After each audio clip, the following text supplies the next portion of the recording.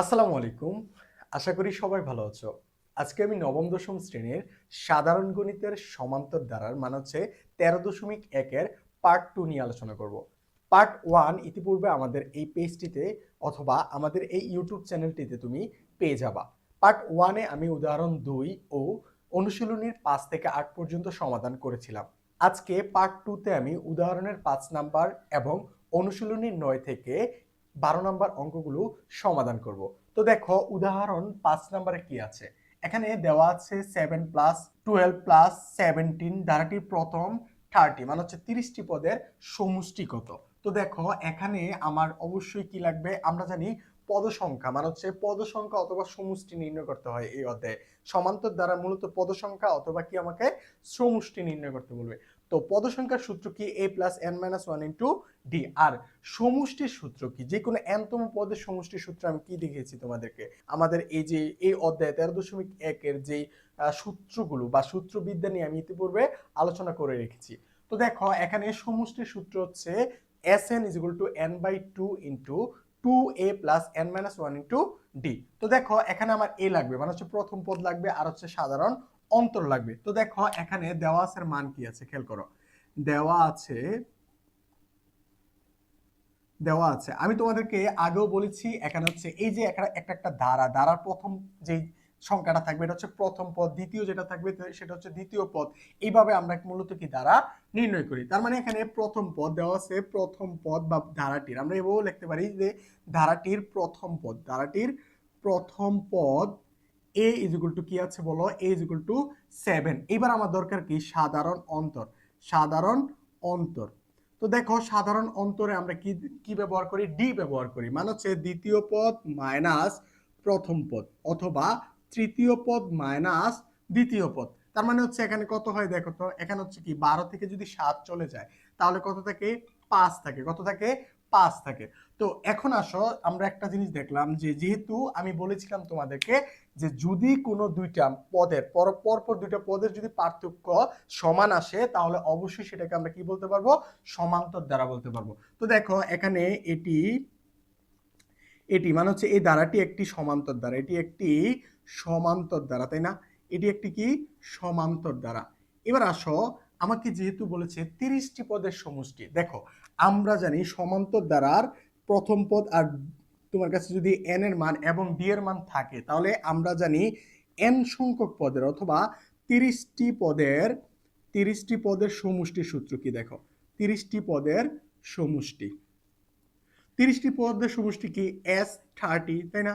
এখন আসো n হচ্ছে কি n/2 মানে হচ্ছে 30/2 আর হচ্ছে এখানে কি দেখো 2 ইনটু এর মান কত, এর মান হচ্ছে কি 7 প্লাস এখানে দেখো 30 মাইনাস 1 ইনটু ডি কত, ডি পেয়েছিলাম আমরা কত 5। এই হচ্ছে আমার অঙ্কের মান বসানো হলো। এবার এখানে দেখো 30 2 দ্বারা ভাগ করলে কত হয়, 15 হয়, তাই না?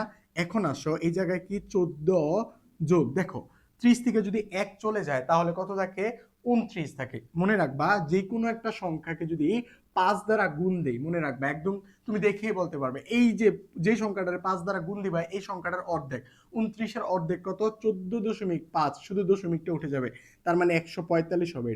এইটা একটা কি টেকনিক, তুমি মনে রাখতে পারো যে কোনো সংখ্যা 5 দ্বারা ভাগ যাবে, 5 দ্বারা গুণ যাবে, যে কোনো সংখ্যা 5 দ্বারা গুণ যাবে, যদি 5 দ্বারা গুণ দিতে হয় তাহলে মনে রাখবা যে সংখ্যাটা ওই সংখ্যাটা কি করবা, অর্ধেক করবা। ওই সংখ্যা 29 এর অর্ধেক কত, 14.5, শুধু জাস্ট দশমিক উঠে যাবে। কিন্তু এবার যদি দেখো ধরো 30/2, তাহলে এটা কিভাবে বুঝবা, মানে 30 ভাগ তার মানে হচ্ছে 15, তো দশমিকে একটা দশমিক দিতে পারবো না, এই যেটা তুলে দিবা মানে জাস্ট এখানে একটা শূন্য দিয়ে দিবা। এইভাবে হচ্ছে আমরা টেকনিক ফলো করে আমরা অনেক কিছু বের করতে পারি।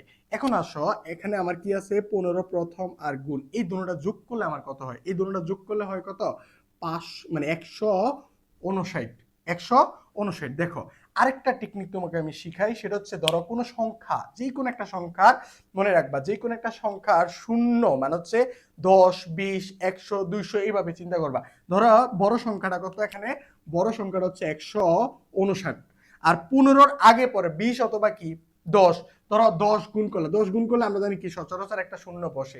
এবার আমার আরো কত গুণ করা হয়নি, 5 গুণ করে, মানে হচ্ছে তুমি 10 এর নামতা পর্যন্ত পড়ছো, কিন্তু 15 নামতা পর্যন্ত পড়তে হবে, মনে রাখবে 159 তো 10 এর নামতা পর্যন্ত পড়ছো, আরো 5 এর নামতা বাকি আছে। তো আমি একটু আগে একটা শিখাইলাম না যে যে কোনো সংখ্যারে 5 দ্বারা মানে গুণ দিতে হলে তার অর্ধেক করতে হয়। তার মানে হচ্ছে কি দেখো, এটা যদি আমরা অর্ধেক করি, এটার অর্ধেক করলে হয় কত, এটার অর্ধেক করলে হয় 79.5। তার মানে হচ্ছে শুধু দশমিকটা উঠে যাবে, এটা শুধু কি করবে, এটা যোগ করে দিবা। তো যোগ করলে কত হয় 5, আর এখানে হচ্ছে 8, আর এখানে 23।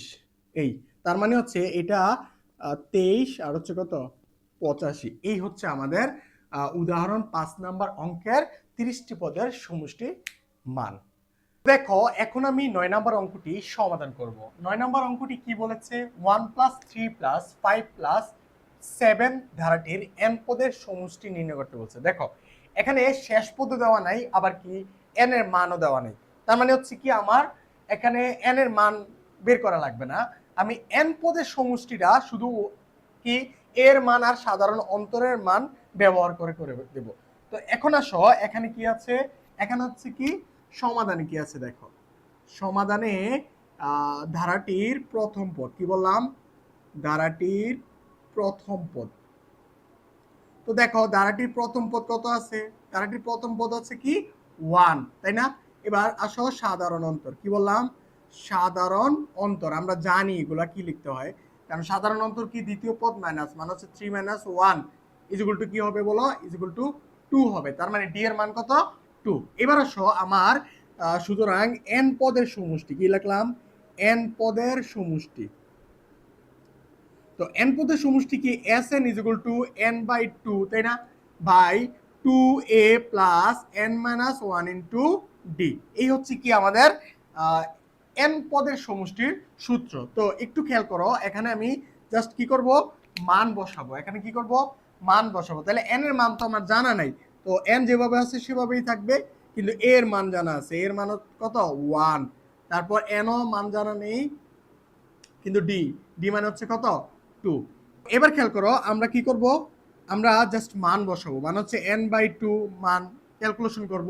এখানে দেখো 2 2 কে 2 প্লাস 2n - 2, তাই না? এখানে ফার্স্ট ব্র্যাকেট দিলেই হবে, এখানে ফার্স্ট ব্র্যাকেট দিলেই হবে।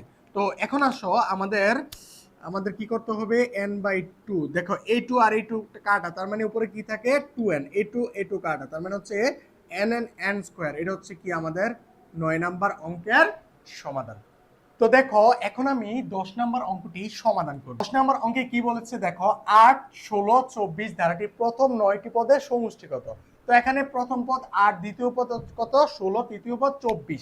এমন একটা ধারা আছে যে ধারাটির কি 9টি পদের সমষ্টি। তো আমরা জানি কি 9টি পদে যে কোনো তম পদের সূত্র বের করতে হলে কি করতে হয়, n এর মান জানা লাগে, প্রথম পদ জানা লাগে, আর হচ্ছে d এর মান জানা লাগে। দেখো ডি কিভাবে পাই আমরা, দ্বিতীয় পদ থেকে প্রথম পদ, যেহেতু দ্বিতীয় পদ আর প্রথম পদ জানা আছে, তার মানে ডি এর মানও জানা আছে। আবার এখানে আমার প্রথম পদও জানা আছে, আবার এন এর মানও জানা আছে। সুতরাং এই অঙ্কটি খুবই সহজভাবে আমরা করতে পারবো। তো দেখো এখানে আমি কি করব, মানে সমাধানে ধারাটির কি বললাম, ধারাটির প্রথম পদ, কি বললাম, প্রথম পদ। ধারাটির প্রথম পদ কত বলতো, a = 8, তাই না? এবার সাধারণ অন্তর কি বলো, সাধারণ অন্তর আমি কি বলছি তোমাদের, সাধারণ অন্তর। দেখো সাধারণ অন্তর হচ্ছে ডি, দ্বিতীয় পদ, দ্বিতীয় পদ 16, প্রথম পদ 8, তাহলে কি হয় দেখো এখানেও 8ই হয়। এটি এটি একটি বলো, এটি একটি কি সমান্তর দ্বারা, তাই না? আমরা দেখছি যে পরপর পার্থক্য যদি সমান হয় তাহলে আমরা কি লিখতে পারি, সমান্তর দ্বারা লিখতে পারি। এ হচ্ছে সমান্তর ধারা। এবার আসো আমার 9টি পদে, তার মানে সমান্তর দ্বারা 9টি পদ, সুতরাং 9টি পদের সমষ্টি, 9টি পদের সমষ্টির সূত্র কি বলো, S9/2, তারপর হচ্ছে কি 2a, এর মান কত বলো, এর মান হচ্ছে 8, তারপর হচ্ছে n এর মান কত 9 - 1 * 8, d এর মান হচ্ছে কত 8। খেয়াল করো এখানে 9/2 যেভাবে আছে এভাবে, এখানে হচ্ছে কত দেখো 2, আচ্ছা তুমি এখানে গুণ করে দাও, সেখানে হচ্ছে কত 16 হয়, কত হয় 16 যোগ, আর এখানে কি 64 হয়। কিভাবে, 9 থেকে যদি 1 চলে যায় কত থাকে, 9 থেকে 1 চলে গেলে 8 থাকে, 8 গুণ করলে কত হয় 64 হয়। তার মানে এখানে আমি 64 দিতে পারি। দেখো খেয়াল করো n/2, আমি যদি এখানে 2 কমন নেই তার মানে হচ্ছে 8 আর কি 32 থাকে, তাই না? তো এখন এটা কাটাকাটি করলে এখানে কত 9 আর এখানে কত 40 থাকে। আমরা জানি 40 রে যদি 9 দ্বারা গুণ দেয় মানে হচ্ছে 9 আর 4 গুণ করলে 36 আর 0 0, এই হচ্ছে আমাদের অ্যান্সার। মানে হচ্ছে 10 নাম্বার অঙ্কের সমাধান হচ্ছে কত 360। তো দেখো এখন আমি হচ্ছে 11 নম্বর অঙ্কটি সমাধান করব। তাহলে 11 নম্বর অঙ্কটি কি বলেছে একটু খেয়াল করো। এখানে হচ্ছে প্রথম পদ হচ্ছে 5, দ্বিতীয় পদ 11, তৃতীয় পদ হচ্ছে কত 17 আর চতুর্থ পদ হচ্ছে কত 23 এবং শেষ পদ হচ্ছে কি 59 দেওয়া।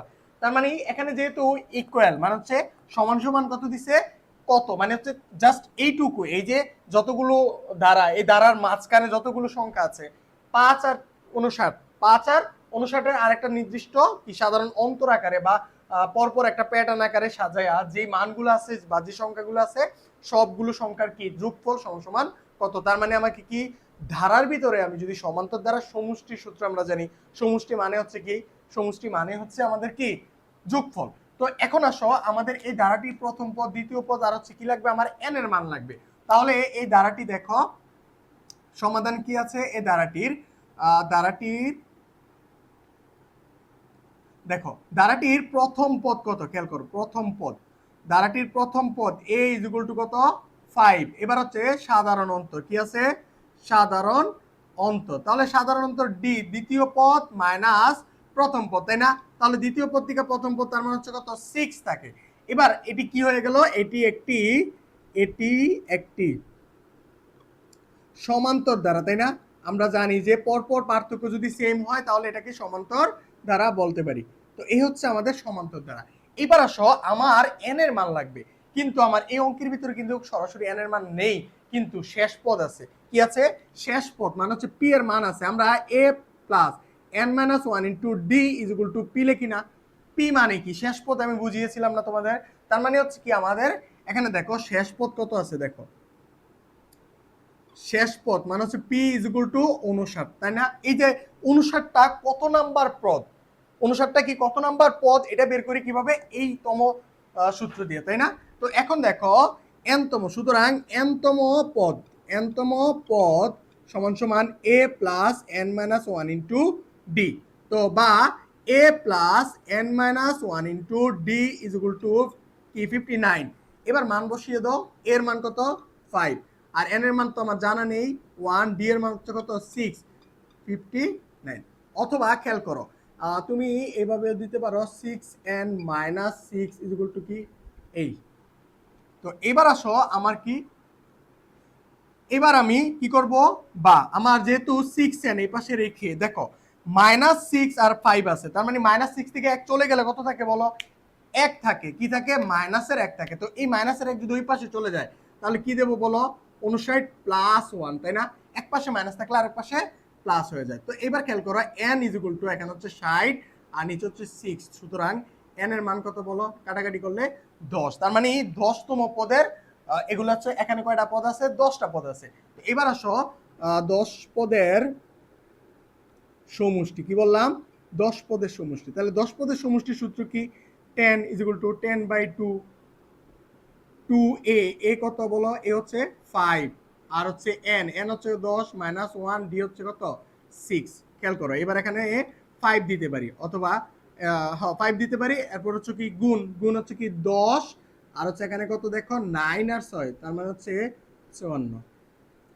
5 গুণ কত 64। দেখো 64 আমি বলছি 5 দ্বারা গুণ, যে কোনো সংখ্যারে 5 দ্বারা গুণ করলে ওই সংখ্যাটার অর্ধেক, ওই 64 অর্ধেক হচ্ছে 32, তার মানে 32.5 নাই বা দশমিকের পরে কোনো সংখ্যা নাই, তার মানে শুধু শূন্য দিয়ে দিবে। এই হচ্ছে আমাদের কি 11 নম্বর অঙ্কের সমষ্টির সূত্র। দেখো এখন আমি 12 নম্বর অঙ্কটি সমাধান করব। এখানে কি বলা আছে দেখো 29 প্লাস 25 প্লাস 21 আর হচ্ছে -23 ইজ ইকুয়াল টু কত। মানে হচ্ছে আমাকে এই 29 থেকে -23 এর যে এর মাঝে যে একটা প্যাটার্নের মাধ্যমে যেই ধারার যেই সংখ্যাগুলো আছে তাদের যোগফলটা মূলত কত। তো দেখো আমরা জানি কি যে যদি আমরা সমষ্টির সূত্র বের করি তাহলে কি a লাগে, d লাগে আর হচ্ছে কি n এর মান লাগে। তো এই ক্ষেত্রে আমার কি কি আছে, আমার আছে কি প্রথম পদ, তার মানে হচ্ছে ধারাটির সমাধানে ধারাটির এখানে ধারাটির প্রথম পদ কত বলতো, প্রথম পদ হচ্ছে a ইজ ইকুয়াল টু 29, তাই না? এরপরে দেখো সাধারণ অন্তর কি আছে, সাধারণ অন্তর লাগবে আমার, তার মানে সাধারণ অন্তর d, দ্বিতীয় পদ মানে 25 মাইনাস 29, তার মানে হচ্ছে কি -4, তাই না? এটি একটি কি, যেহেতু আমাদের পার্থক্য পরপর পার্থক্য একই, তার মানে এটি একটি সমান্তর দ্বারা, এটি একটি কি সমান্তর দ্বারা, তাই না? এটি একটি হচ্ছে কি সমান্তর দ্বারা। আবার এনতম পদ, এখানে এনতম পদ কত বলতো, এনতম পদ -23। আবার আমরা জানি কি, আমরা জানি এনতম পদ কি সূত্র বলো, এনতম পদ সমান সমান a plus n minus 1 into D, তাই না? এখন আসো আমরা সুতরাং এই যে a plus n minus 1 into D is equal to -23 দিতে পারি, অবশ্যই দিতে পারি। এখন দেখো এর মান কি 29 যোগ n এর মান কত বলো, n এর মান হচ্ছে কি আমার জানা নেই, n বের করতে হবে, d এর মান হচ্ছে কি -4 ইজ ইকুয়াল টু -23। এবার আসো 29 প্লাস, আচ্ছা প্লাসে মাইনাসে মাইনাস হবে, ওই যে মাইনাস দেখছো, এই প্লাসে 4 এর আগে মাইনাস আছে, তার মানে প্লাসে মাইনাসে মাইনাস হবে, -4n মাইনাসে মাইনাসে +4 ইজ ইকুয়াল টু -23 হয়, তাই না?